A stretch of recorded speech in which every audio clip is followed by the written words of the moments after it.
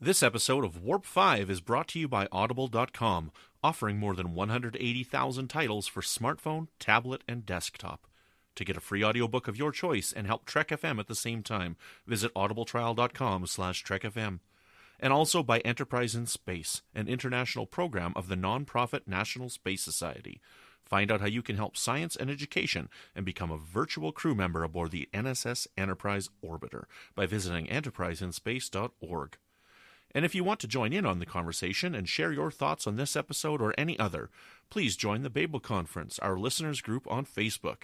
Just type Babel, that's B-A-B-E-L, into the Facebook search field. We look forward to seeing you there. Hi, this is Tucker Smallwood from Star Trek Enterprise. You're listening to Trek FM.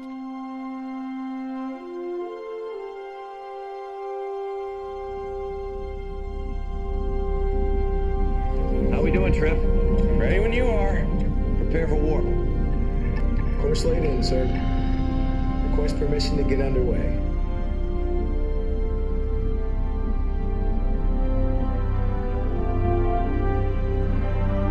Let's go.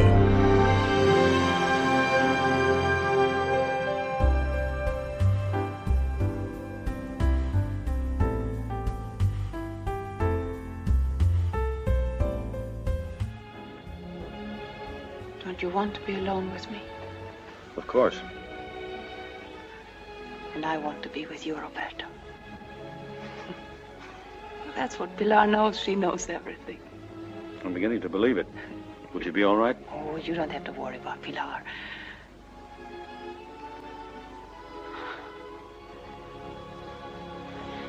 It's a wonderful day, Roberto. What are you worrying about? About you. Me? Why? Because I'm so happy. I wish you weren't here, Maria. I mean it. I'm thinking about what's going to happen to you after the bridge. Can't I go with you? Well, El Sol will get us horses. I know we can't escape without them, but he'll get us horses. I know it. You've got to understand, Maria. I'm in this war to the finish. I can't have anything serious in my life. A man doing what I'm doing never knows what's going to happen. Whatever happens to you will happen to me. Welcome, Boomers, to another episode of Warp 5. I'm your host today, Brandon Shea Matella.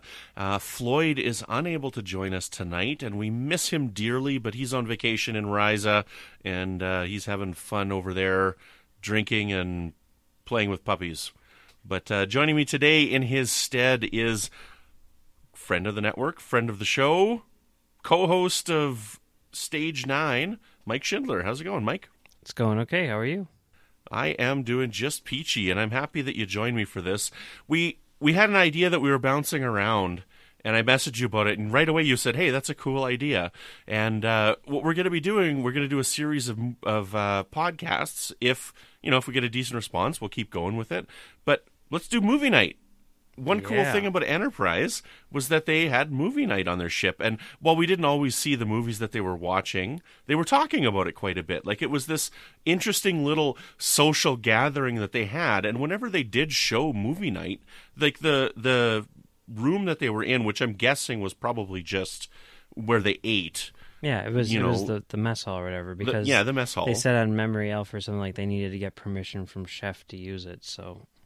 Yeah, so they just went in there, but it was always packed. There was always Enterprise had like 80 people on it, and there was always like 40 people sitting there watching the movie, right? So, it was this sense of camaraderie, this sense of fellowship, and I don't know about you, Mike. I don't know how big of a movie fan you are. I mean, I don't know if you like movies or not.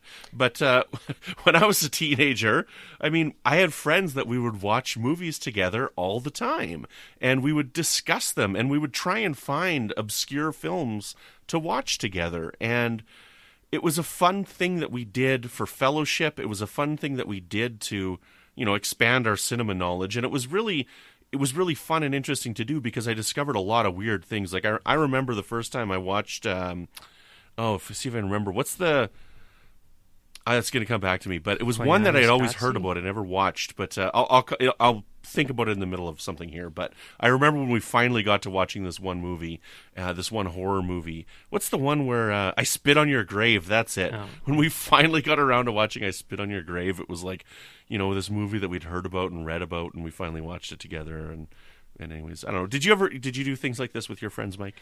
Well, yeah, this is something which I kind of inherited from one of my friends who's slightly older than me, who used to do this with his friends, and it was something called the Tuesday Night Movie Club, where every Tuesday we had like a schedule and everything, and every Tuesday all of my friends would get together and we would watch a movie, and it was one of those things where it was almost like the highlight of the week in a lot of ways, and when I saw what they were doing on Enterprise, it really struck a chord, because for one thing, it's like, oh, it's movie night, but then, oh, it's on Tuesdays, and everything. Like, I was reading the entry from Memory Alpha, and the way that they sort of like present it, they're like, it was a weekly thing. It was originally on Tuesdays. At some point, Tripp decided to make it a nightly thing, or at least that was his idea, but then it went back to a weekly thing.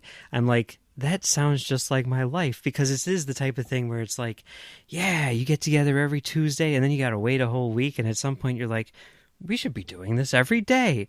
And then, you do that for like a week, and then people are like, too much. Bring it back. But, I still do this. Like, it's something which my family and I have started doing now, where we try to get together once a week if we can. And we've been like doing things like going through series, like none of them had ever seen the Marvel movies. So we started at the beginning and watched every, So I really appreciate this. And this is something that I really responded to on Enterprise. And when you were like, we should watch the movies that they watch on movie night, I was like, yes, because it's like we are having movie night with Tripp and Phlox and T-Paul and all the rest of them. And it's like, that's so cool. That's so cool. I mean, like, we watched this movie that we're going to be talking about today, and then I turned on the episode that it's in, and I see them watching the movie, and I'm like, I just did that. Wow, they're having a really different reaction to it than I did. But this is cool, Yeah, right on. And what's neat about these is a lot of these movies that they mention on here I haven't seen yet. Yeah, me like too. This one that we're going to talk about tonight. We're going to be talking about For Whom the Bell Tolls. That's the first one that's mentioned in the run of the show in the episode Dear Doctor, which was, I think, episode 13 of season 1. And I'd never seen this before. I'd heard of it, and it was just one of those movies that always fell through the cracks. And I think kind of the reason it fell through the cracks for me is it's not really the type of movie that I generally like to watch. Like, I remember when I was a teenager, I was trying to watch the Best Picture winners for like all of them, going back all the way to the beginning. And I watched Dr. Zhivago and Lawrence of Arabia like back to back, and I'm like, these are just not my movies. These long, epic romance kind of films, they really weren't my type of movies. So I didn't really continue watching those kinds of movies. So I kind of figured, well, I'm a little bit older now. I'm about 20 years older. Maybe I'm going to like this movie a bit more. And I guess we'll tell you at the end if I did or not. So we'll kind of keep that for the end. But yeah, I'm totally looking forward to this. So for those who got excited and thought we were going to talk about I Spit on Your Grave, we're not, and that will probably not be one of the movies that we talk about for movie night here. Although, I mean, I will say, like you're saying, not talking about I Spit on Your Grave and For Whom the Bell Tolls being, like this, romantic, epic, Oscar bait type of thing. Like, and I think a lot of this has to do with, the tendencies of the people involved behind the scenes, but there's a pretty substantial amount of horror movies which are going to be covered here on movie night, and I think that's pretty cool. I mean, just like everyone else, like, they're not going after, all of the prestige pictures. There's a lot of fun stuff, thrown into the mix as well, which is really cool.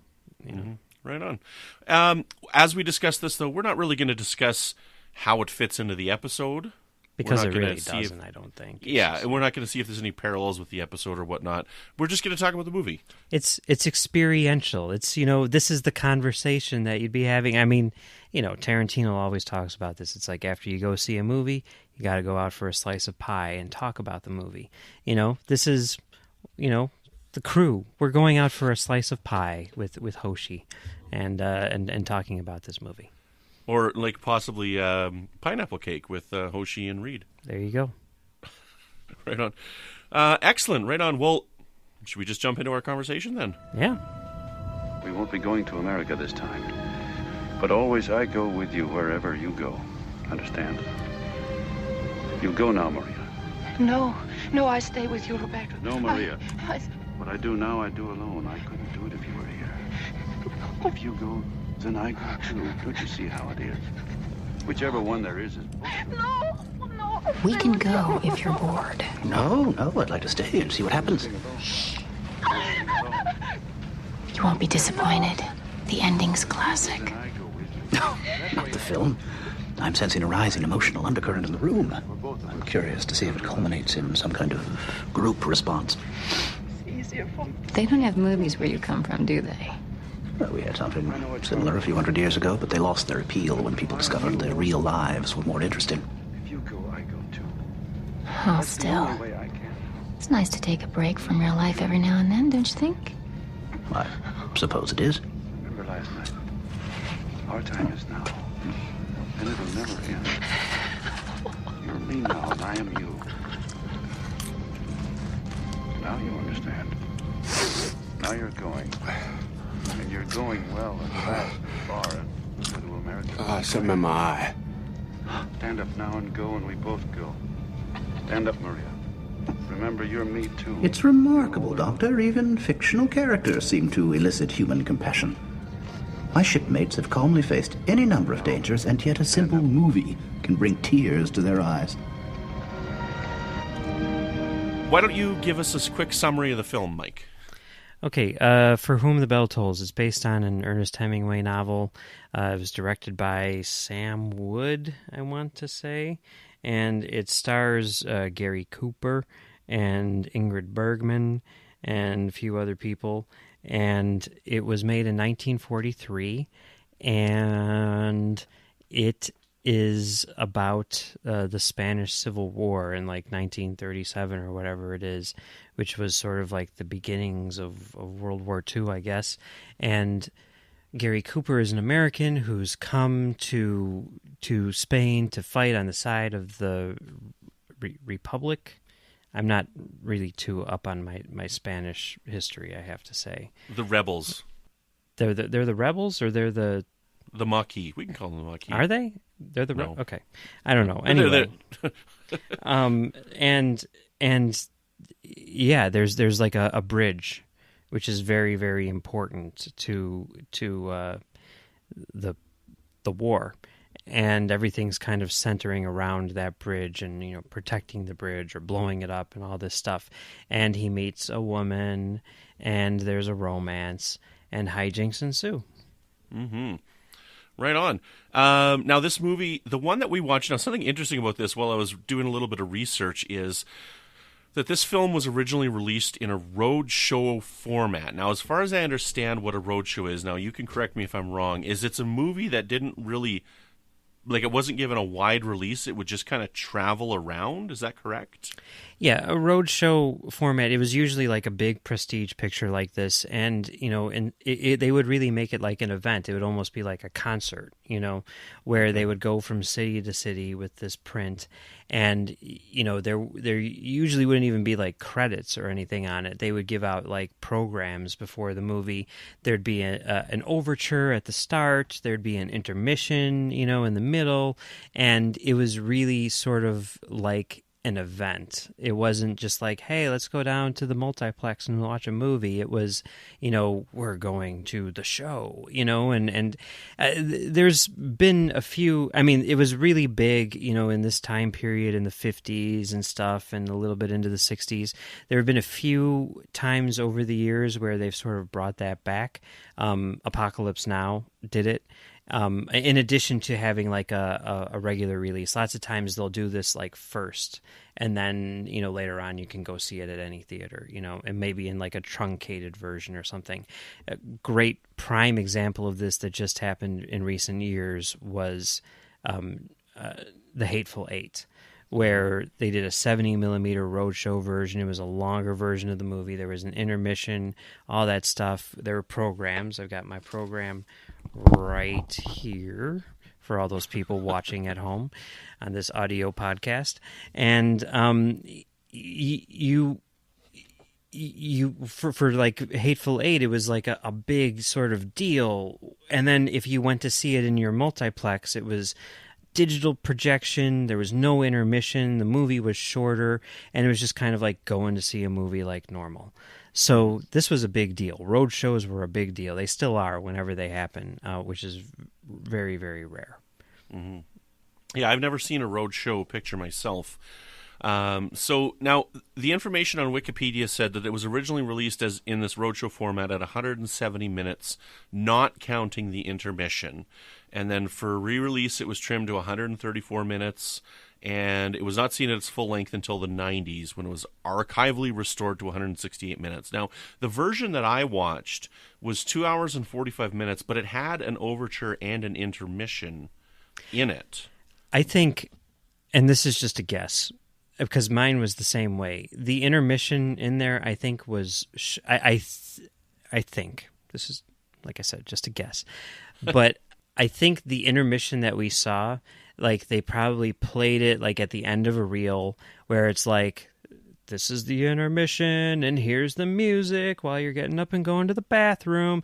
And then is, like, one of those things where it's sort of like, you know, it ends, and they're like, okay, we're just not going to have anything for like 5 minutes so that people actually do have a chance to, you know, buy some more concessions or whatever it is they did back then and come back. So like it was sort of built into that, and then they started it up, you know, a few minutes later, and that would account for the missing 5 minutes or whatever it is. Mm-hmm. That's my guess. I don't know. Yeah, that would make sense, I guess, because, yeah, they wouldn't play just an intermission title. Like, they wouldn't waste a roll of film on just saying intermission and playing it, right? Not back then. Today they would, because everything is plattered. So you got it. Like we did a show when I was a projectionist. We showed Gods and Generals, which is like 4 hours and 14 minutes long or whatever. And they literally did have like 10 minutes of black just spliced into the middle of the movie, just so that you wouldn't have to start it up again. You wouldn't have to like thread another movie or anything like that. So yeah. Okay. Right on. So this movie was based on a novel that was written by Ernest Hemingway that was released just a couple of years earlier. And there's some interesting information that this could have been partially inspired by a true story that happened in his life. Now, so I reached out to Phyllis Strong, who was co-executive producer on Enterprise, and she was a co-writer with Michael Sussman on many episodes of the show. And I asked her, you know, told her what we were doing with this episode and whatnot. I asked her, did she have any words on the movie? And she said that the movie reflects Trip's devil-may-care exterior that conceals his, dare I say it, tender side. The story was written by tough guy author Ernest Hemingway, who was an ambulance driver at the front in World War I. Wounded, Hemingway fell in love with the nurse who cared for him. It's a beautiful love story from a man's man. Also, the John Donne quote also includes the line, "Any man's death diminishes me," and it's an expression of Trip's and Star Trek's humanism. Now, in the scene in the episode, we do see Trip crying and reflecting on the movie while he's watching, and I did watch that today. So, but you have a little bit of information on Ernest Hemingway. Why don't you tell us a little bit about what you know about Mr. Ernest Hemingway? Well, I don't necessarily have a lot of information on him, but I do have like an interesting sort of like relationship with him in that we both grew up in the same town, and not at the same time. He had left long before I was born, but like I mean, like I literally like grew up a block away from his birthplace. Like every day on my way to school, I passed Ernest Hemingway's house where he was born. And then right down the street from that is the Ernest Hemingway Museum. And at the high school is, you know, everything is Hemingway. You know, there's even a room in the school which has been, you know, fully restored and preserved the way that it was when he was there, and it was apparently his favorite room at the school. So there's a lot of sort of like hero worship of Hemingway in this town, which is hilarious because he left the town when he was like 20 years old and never came back, and called it a town of broad lawns and narrow minds, which I love because it's true. And and it's just one of those things where it's a very sort of like Hemingway thing, where it's like there's this town which is like really, really proud of him and really, really into Hemingway, and yet he's like, you guys are a bunch of morons, and I kind of love that. I kind of love that a lot, and yeah, because of that, like we're sort of like given a lot of like info about Hemingway growing up, especially in high school, and like we read A Farewell to Arms and all that stuff, and sort of like given the whole backstory of him and his relationship with America and everything, and how he sort of presents himself in his writing and in his sort of like public persona, and it's kind of fascinating. But every time I read a Hemingway novel, which granted is not often at all, or watch a Hemingway movie, I can't help but sort of like place it in that context, and that certainly occurred when I was watching this movie.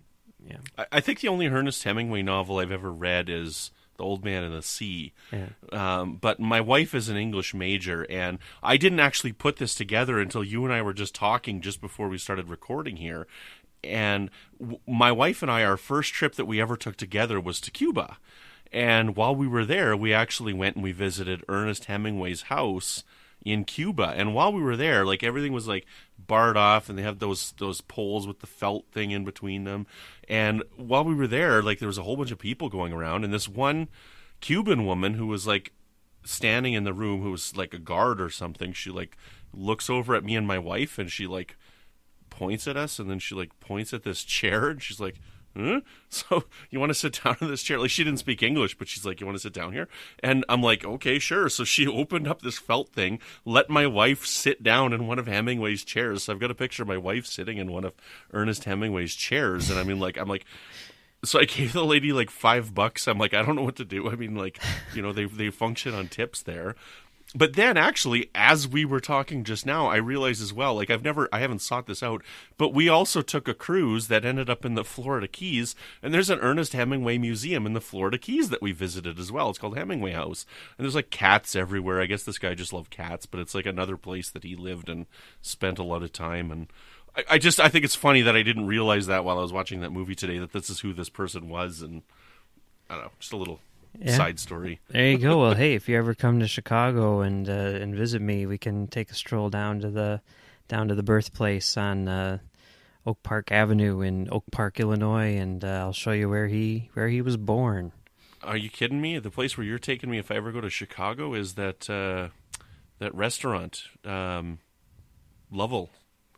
Oh, the Jim Lovell's. Yeah, that was pretty cool. Yeah. So for information on that, where were you talking about? Which podcast was that? Great Shot Kid. Great Shot Kid. Yeah, go listen to Great Shot Kid over on the Nerd Party Network. Yeah. So, anywho, well, let's talk a little bit about the characters in this movie. We'll start with Gary Cooper, who played a character named Robert Jordan. Now, Gary Cooper was born May 7th, 1901, and he died May 13th, 1961. However, this guy was acting for only 35 years, but he was in 84 feature films. And he won the Best Actor Academy Award for High Noon and Sergeant York. And I scrolled through his list, and I didn't read every single one of these 84 titles while I was researching today, but this is the first movie I think I've ever seen this guy in. Yeah, it's weird because like he was obviously really big back then. I mean, he was really big here. He got nominated for Best Actor and everything like that. And you always hear him being referenced in Die Hard and everything. And I think I've seen Mr. Deeds. And I don't think I've ever seen... Oh, I've seen High Noon, but I haven't really seen much. Like, he's one of those guys who was in, like, a lot of Westerns, and I don't particularly watch a lot of Westerns.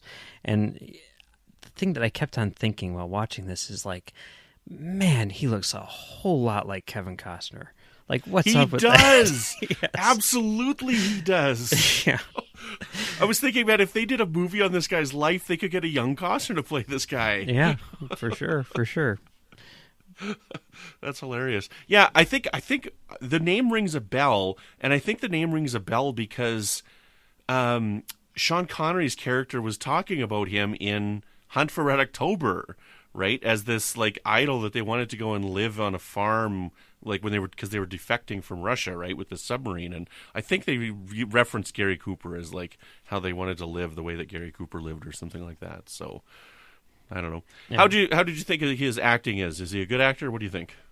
I thought he was fine, but at the same time, like I really felt like he didn't have much to do here. I mean, it was a very almost like passive role. You know, it was definitely told from his perspective, but I felt like more than anything, he was kind of like observing the movie throughout most of it, and because of that, he didn't really have. Like, you know, he gets nominated for Best Actor, and I understand that it's one of those things where it's like, this is a prestige picture. Yes, everyone loves the movie, and so everybody's going to get nominated for everything. But I really felt like he doesn't really have much to do in this movie. And maybe that's just, I don't know, me expecting something else or something, but that's definitely the impression that I got. Mm-hmm. Yeah, I thought he did fine. I mean, it just kind of a basic role. I mean, I don't know, maybe this is blasphemy for film lovers out there, but I've never really seen him before. I think this is the first movie that I've ever seen him in. More fascinating for me was watching Ingrid Bergman in this movie, because I've seen so many Ingrid Bergman movies throughout the Hitchcock movies that I've watched, and throughout the 900 Ingmar Bergman films that she's been in that I've seen. You know, so I've seen tons and tons of movies with her in it. But this was her first color movie that she was ever in. And I got a question on this one here before we get into it. So I think we got to address it for a couple of the characters. Have you ever seen Touch of Evil? Hell yeah, I've seen Touch of Evil. The movie's amazing. I know all about the opening shot, but I've never seen Touch of Evil. It's but one I gotta of the best ask, movies you'll ever see. Yes. It's so awesome. What is the more ludicrous whitewashing? Charlton Heston as a Mexican, or Ingrid Bergman as this Spanish late, like 19-year-old girl? Like, she's like 28 years old when she made this movie, and she's playing this 19-year-old girl, and she is like her teeth are the whitest teeth I've ever seen in my life. And I mean, like, she's like the whitest, blondest girl ever. I would say of the two, and I think there's been, a lot of other movies which are, much more offensive in that regard. But of the two, I would say this is the worst, because, not to spoil one of the best lines in Touch of Evil, but there's this amazing scene in Touch of Evil where, for those people who don't know, yes, Charlton Heston plays a Mexican, and he's married to an American a white American woman played by Janet Leigh. And there's the whole thing where, like, Orson Welles is trying to catch them or whatever. And there's a whole thing where, like, he's going after Charlton Heston, and he knows Charlton Heston. And then he sees Janet Leigh, and he's like, "Who's that?" And they're like, "Oh, that's Charlton Heston's wife." And Orson Welles says, "Really?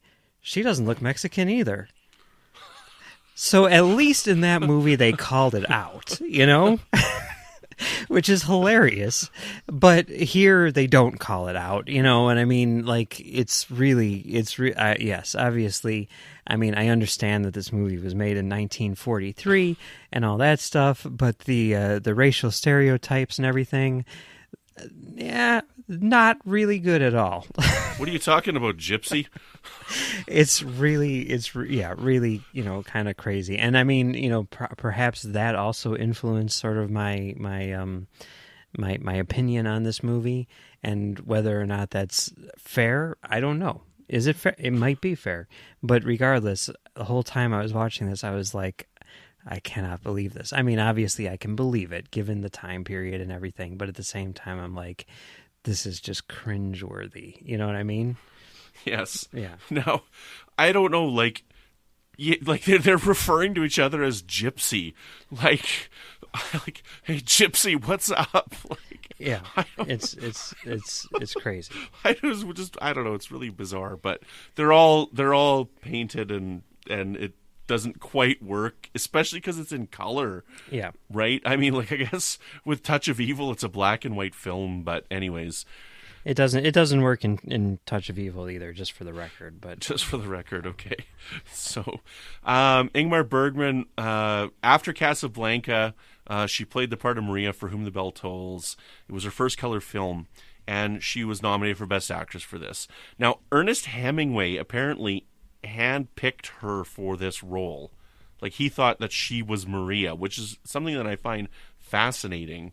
That, well, partly for him having any choice at all into who plays the role, but again, also the fact that this novel that he would have written, he would have chosen this white Swedish actress to be his Spanish lead in the film. So yeah, it doesn't make a whole lot of sense. And again, like in terms of her performance, I mean, I don't know. I think part of it, or a big part of it, is the writing, because, I mean, like, we've seen Ingrid Bergman, like you're saying, in a million things where she's amazing, whether it's Casablanca or Notorious or whatever. And, you know, in this, I'm just like, what's going on in this movie? I do not understand. You know, and the fact that I think this was her first Oscar nomination or whatever. I'm like, is this a Russell Crowe thing where they're like, we should have given this to you for The Insider and we apologize, so here's your Gladiator award. You know, I kind of think that's what's going on here, but she didn't win. But she at least got nominated, right? Yeah. So was she not nominated for Casablanca? I don't think so. I think this was her first nomination. Oof. Yeah.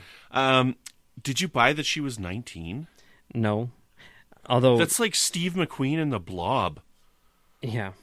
Like Steve McQueen's like 40 and he's supposed to play like a 16-year-old or something like that in The Blob. Yeah, it's weird. It's weird, but I mean that's not uncommon. I don't think, you know. Mm-hmm. It's just something which they do. Yeah, in Hollywood. Well, the one other character that I guess we should talk about is Pilar, which was played by Katina Paxanu. Mm-hmm. Paxanu, and she actually won the award for Best Supporting Actress in this, and I kept thinking of the Wicked Witch of the West when I was watching her in this role. I don't know, that's just it kept coming to my mind when I was watching it. I guess I can kind of see that, you know. Yeah. It's a similar type of, I mean, this is from that same time period, you know. It's weird, and that's part of this movie, and I don't know if this is something you were planning on getting into or whatever, but like the idea that this movie is in color and everything in 1943, and like the size, the scope of this movie, like this movie is massive. I mean, this would be like, you know, a super humongous blockbuster of like, you know, Titanic proportions, you know, today, and is unusual. It's almost anachronistic in a sense. You know, I mean, we saw things like this with like Gone with the Wind and everything for sure, but this was not the norm by any stretch of the imagination. I mean, this is a year after Casablanca, and you look at sort of like the production value and everything, and it's like they spent a good chunk of change on this movie, you know? Mm-hmm. Yeah. And it was all on location. Like, you could tell this was all in the outdoors. Like, they were in the mountains when they were filming this stuff. Like, there's no sets or anything. Yeah, yeah. You know, like, oh, maybe some of there's like the cave scenes and stuff would have been sets, but it's all outdoors. Like, it's a beautiful movie. It's really stunning visually, and you know the early Technicolor, it looks good, and it, you know, the early Technicolor, the colors aren't quite right. There's some absolutely atrocious day for night photography in this film, but that's a whole other story. Yeah, I'm not really a big fan of like color from this era. I mean, there's sometimes where they can like push it in a certain way, like when they like really, really sort of like go for it, like with Gone with the Wind or you know, Wizard of Oz, you know, where I think like, oh man, that's amazing.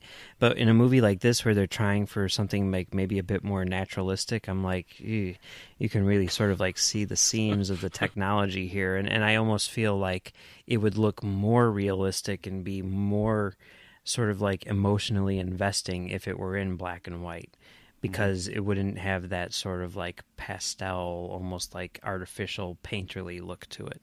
I don't know. Whatever. Cool. Huh? Well, there was so they won for Best Actress in a Supporting Role, but they were nominated for a few more. They were nominated for Best Picture, Best Actor, Best Actress, Best Actor in a Supporting Role for Akeem Tamaroff, Best Cinematography for Color for Ray Renan, Best Art Direction for Color, Hans Dreer, Haldane Douglas, and Interior Decorations by Bertram Granger. Best Film Editing by Sherman Todd and John F. Link Sr., and Best Music Score for a Dramatic or Comedy Picture by Victor Young. And definitely the music here was one of those epic, love picture scores of the time. I can't get it out of my head, no matter how hard I try. Right. Put it on your ringtone.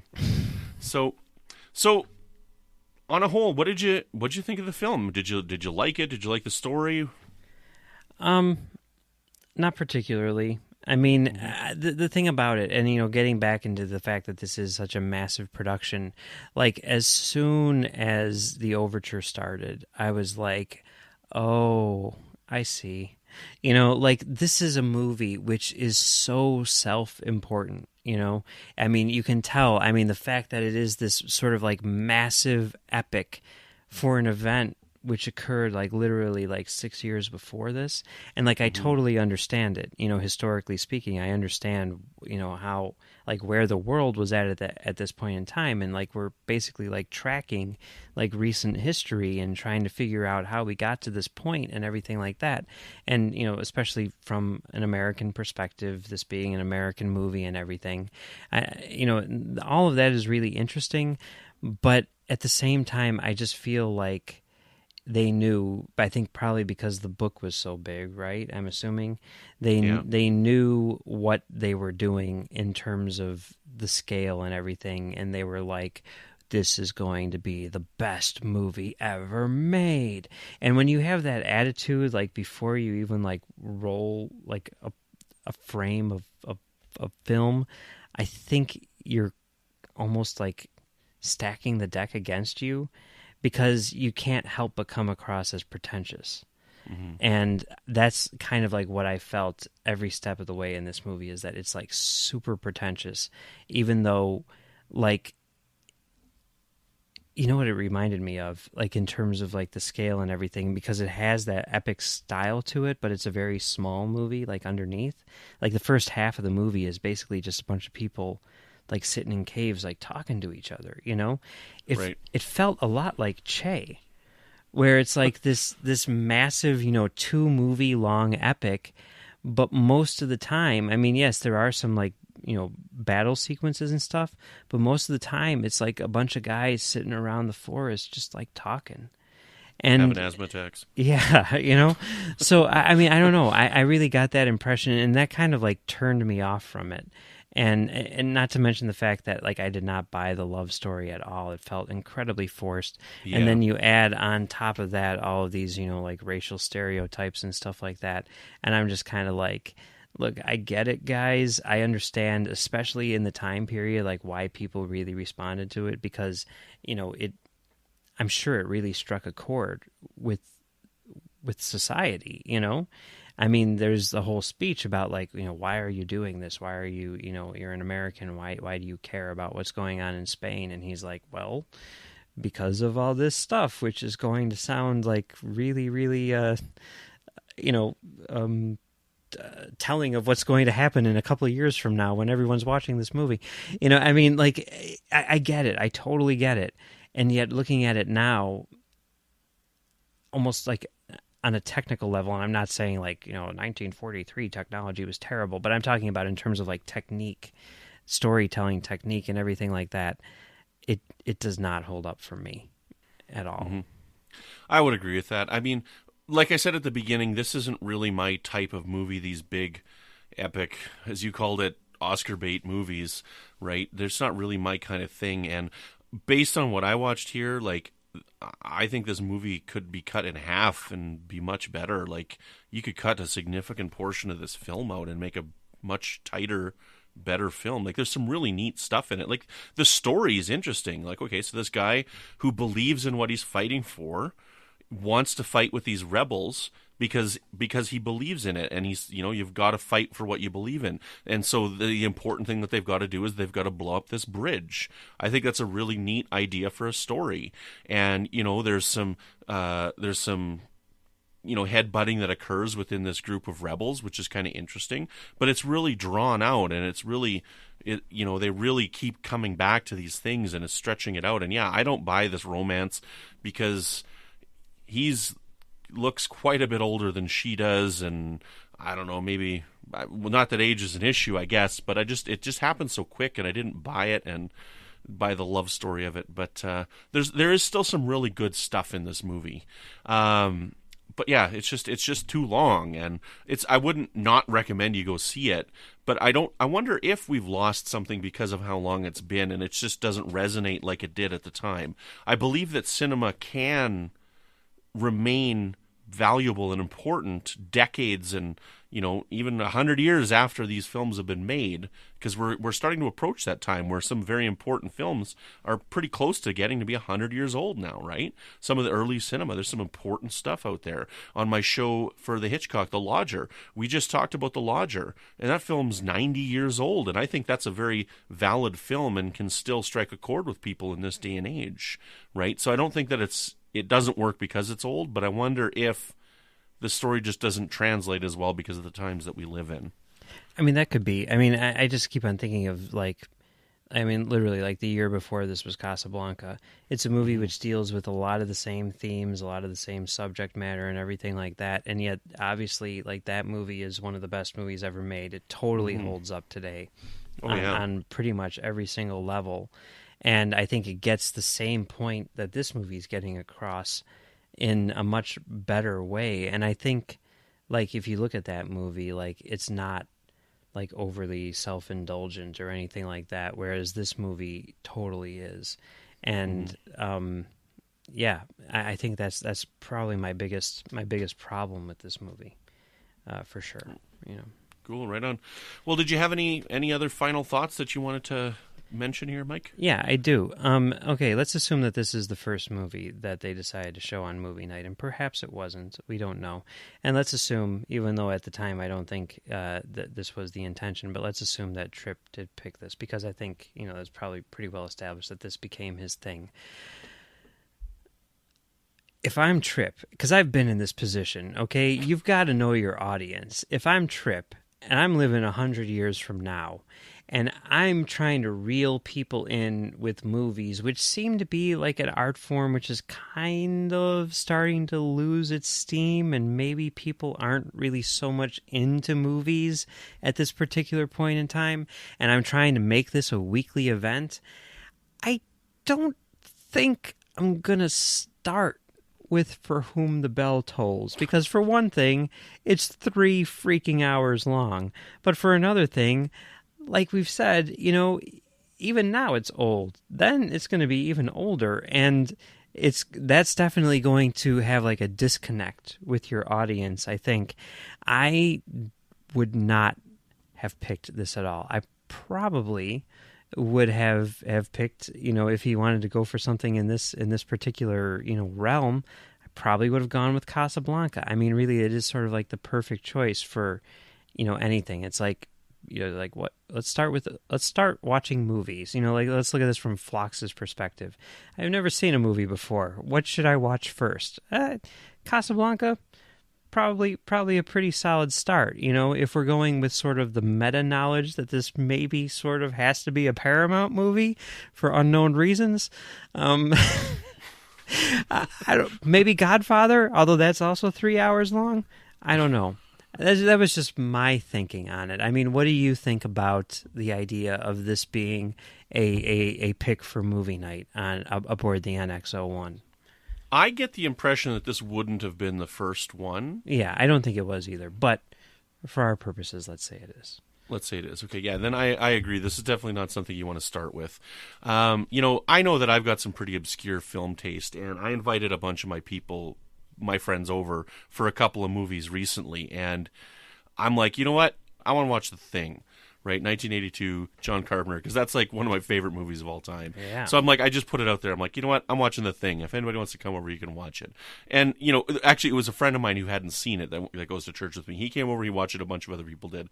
They enjoyed it. They thought it was really good. And I'm like, yeah, this is great. You know what we can do? We can do a Carpenter night. So next time we do it, like a month later, I'm like, let's watch Escape from New York. I'm like, yeah. So we watched Escape from New York. Everybody hated it. Oh, they all thought it was terrible. And I'm like, what? What are you talking about?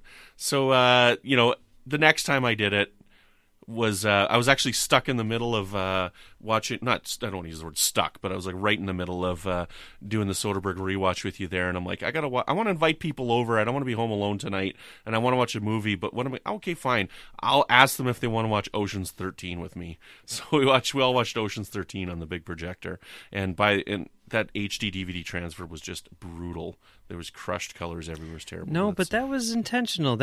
I have a frame from this is going way off topic, but whatever.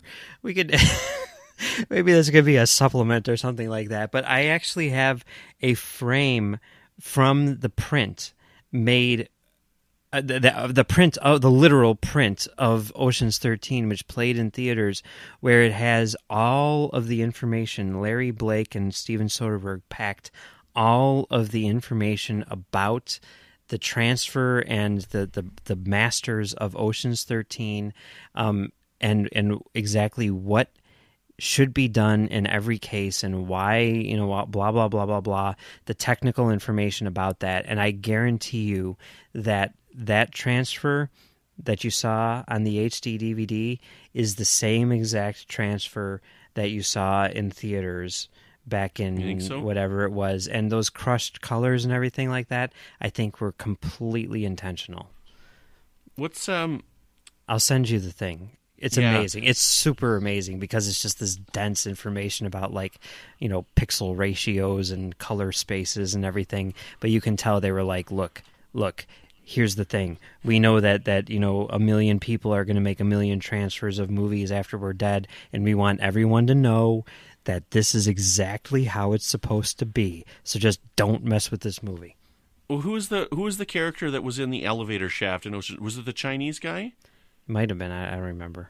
The in that scene when he's in the elevator shaft, the blacks are just crushed and they just look terrible. I think it was supposed to be that way. I really do. Okay. Yeah. You got more knowledge than I do. I'll send you the thing. I'll send you the thing. Yeah, I want to see that. So excellent. Right on. Well, Ocean's 13 is not the only thing we've been discussing here on the network this week. So take a quick listen to this little clip and see what else you may have missed elsewhere on the network. Previously on Trek.fm, Literary Treks.